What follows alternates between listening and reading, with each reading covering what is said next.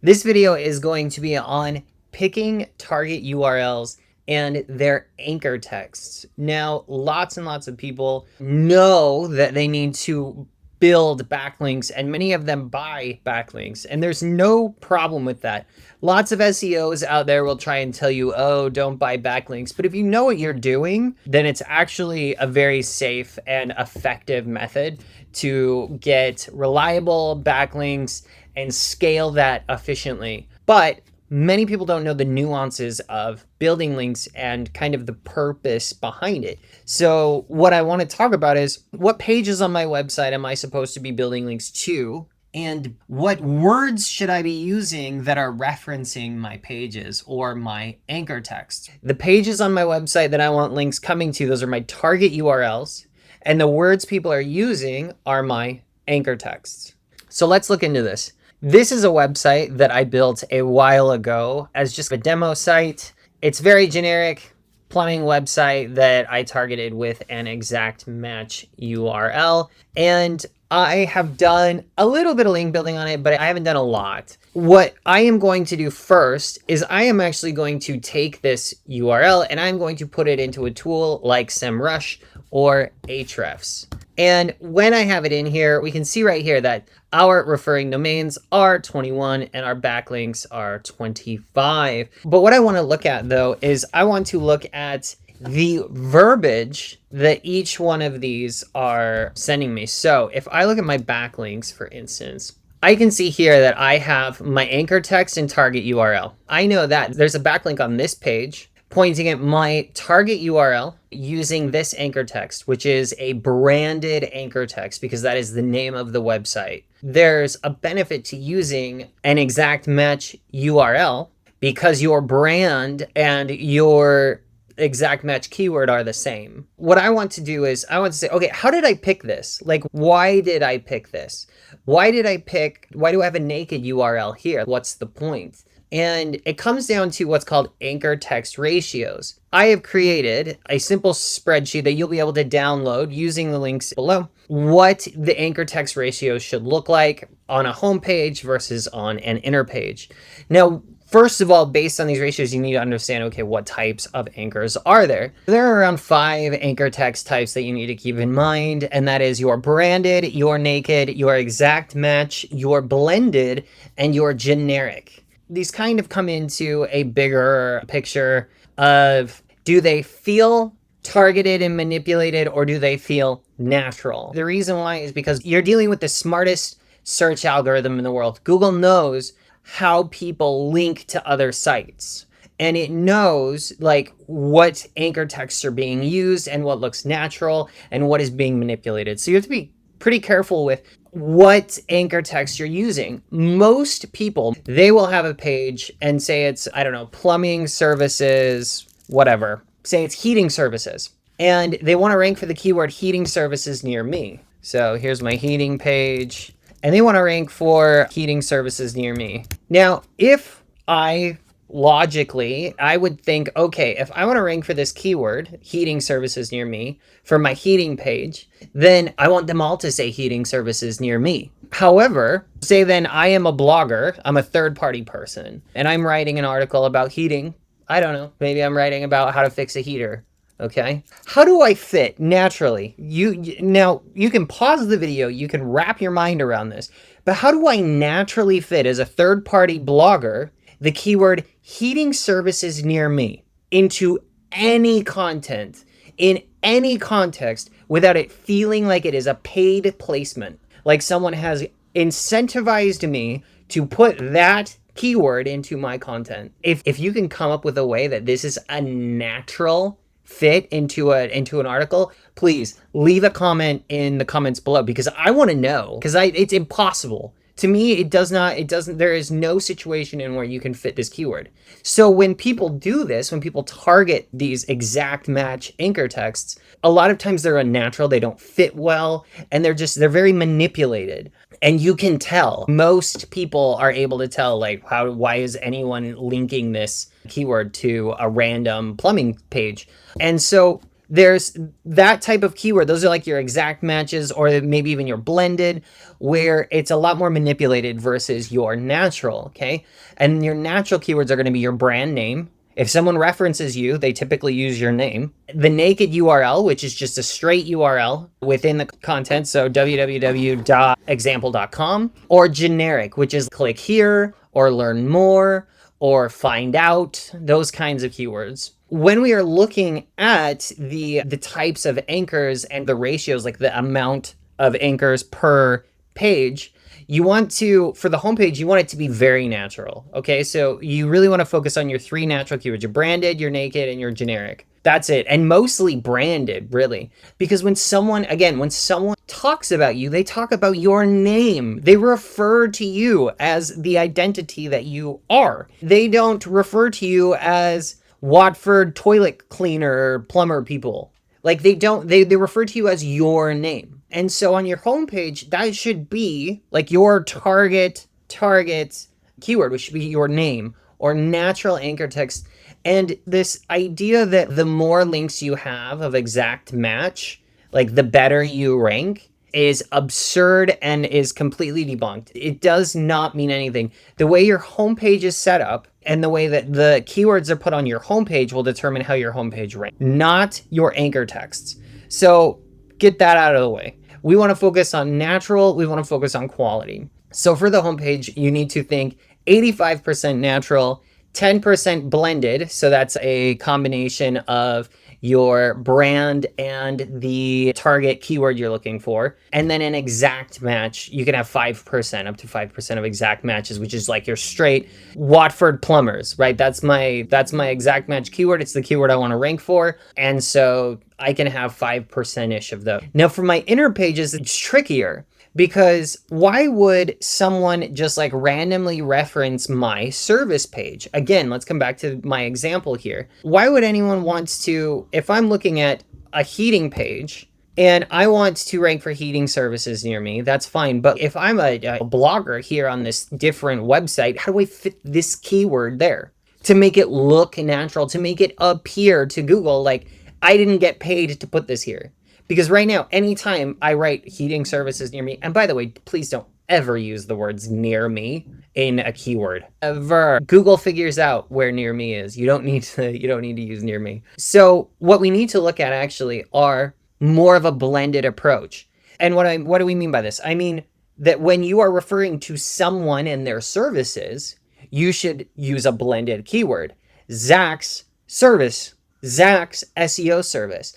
I'm referring to the brand name, the person, whoever it is, the identity, and I'm referring to their possessive service, right? So blended keywords, make it very natural, make it very, okay, so these are Jack's plumbing services, these are Daniel's SEO services, whatever else, because you're directly mentioning the person and their possessive service. Rarely should you be targeting an exact match, maybe up to 10%, just because, again, it doesn't look natural. And there's only about 10% of circumstances where you can make it look natural, right? And then the other 40% are just natural. So they would be things, again, your generic, so click here, learn more, or your naked URLs. So again, you can download this so you don't have to worry too much about remembering these things. There is a science behind why an anchor text is chosen. But now the question is, why is a target URL chosen,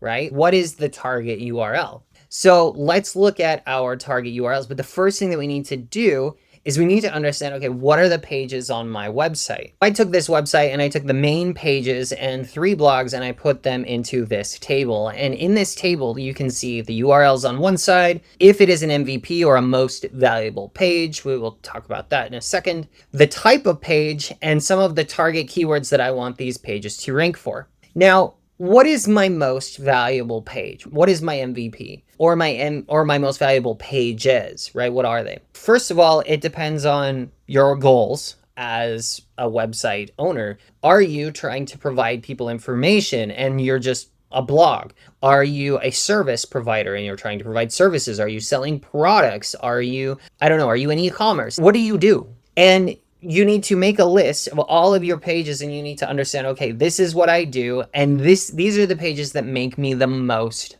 money. Because in the end, that's what this is all about, is money. All we need to do now is we need to say, okay, in this list, I use Screaming Frog, by the way, to just copy my list of URLs, put it in there, and now I need to decide, okay, what ones are important to me. My most valuable pages as a plumber in Watford would be my homepage, because almost always the homepage is an MVP, because it tells everyone who you are. It has the overview of your company. It describes your services. Everything is on your homepage. So it's your first impression. So that should always be an MVP. And then my 3 service pages. So boiler repair, toilet repair, and heating repair for sure should be my MVPs. And then the other question is, okay, so what about my blog posts? Like how to fix a leaky pipe, how to stop boiler overheating, how to heater blowing cold air. Now, these are all really good blog posts. They're fantastic blog posts. They're full of content. They're very helpful. And they internally link to my service pages, okay? And the reason why I say this is because most links that point to service pages are unnatural. They don't look good. And you don't need links to your service pages. And I will prove that to you. Watch. In SEMrush, if I type in Plumbers Watford, let's look at specifically their referring domains or their backlinks. And we can see right at the top, these two, 0 and 0, Check a Trade and Trust Trader. Now, these aren't a great example because they're huge. They're really big websites, but 0, 0, right? No links. And they're ranking like crazy. Okay. This one, number 3, Watford Plumbers, has 28 links to this page, to their homepage. By 19 referring domains. That's okay. But then why wouldn't, if quantity of links pointing to the page meant anything, why is number 4 not in number 3? Because these guys say they have 205 links. So how is that possible? And then here again, this guy's only got 6. This one's got 2. Links to your service pages are not essential. Links to your homepage to have that authority is, or to your blogs because they're valuable, okay? But links to your service pages are not. So you can set them as MVPs. Obviously, they make you money, but so do your blogs. Blogs are very helpful. And not necessarily, now with AI, it's unfortunate, but now with AI, Google takes this traffic. They do. They take the traffic. And so if you write a great article about how to fix a leaky pipe, Google will take that traffic. They'll put it into their AI overviews, and then most people will not click on them. However, that doesn't mean that these still don't pass authority to your service pages, okay?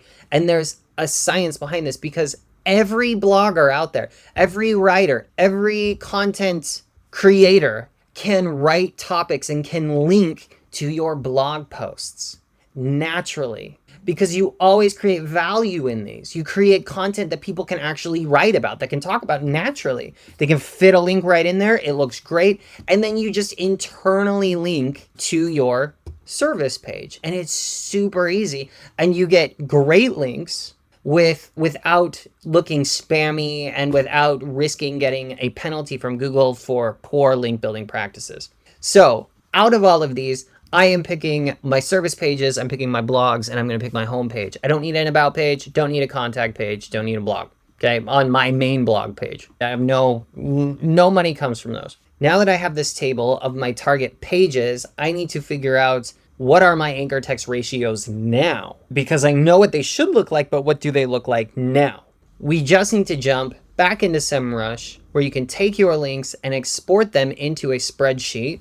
And from that spreadsheet, you can actually check your ratios by exporting your source URL, your target URL, your anchor, and your type. Now, I'm not going to go through all the details of copying and pasting it. I will leave this file for you.